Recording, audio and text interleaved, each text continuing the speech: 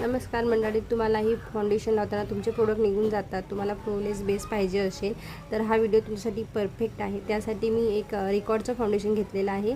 एक light shade आहे आणि एक डार्क शेड आहे। हे दोन्ही शेड आता मिसमॅच करून मी माझं शेडचं परफेक्ट शेड बनवणार आहे।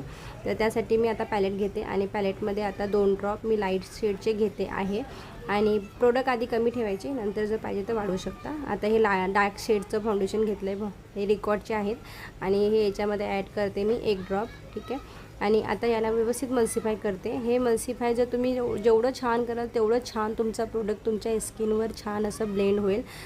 तर त्यासाठी बघू शकता किती छान मल्सिफाय करते मी। जसं मी केलं त्या पद्धतीने तुम्ही केला तर तुमचा फाउंडेशन कधीच निघणार नाही।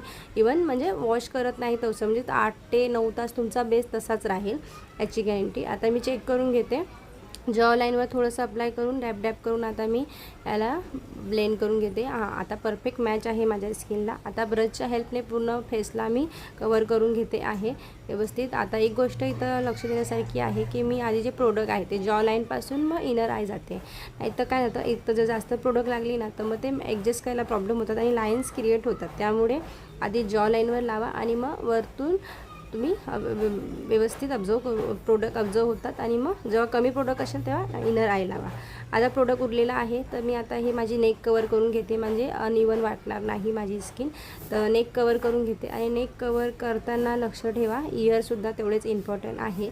तर आता थोडंसं इयरलाही लावून घेते फाउंडेशन, ठीक आहे। जर काही इव्हेंट असला लग्न वगैरे तर तुम्ही हे फॉलो करू शकता, नाही तर बेसिकली फेसवर केलात तरी चालेल। आता ब्लेंडिंगची गरज नाही आहे, तरीसुद्धा जिथं जिथं मला वाटते तिथं मी केलेली आहे ब्लेंडिंग। एवढं छान ब्लेंड झालेलं कारण मल्सिफाय आपण एवढं छान केलेलं।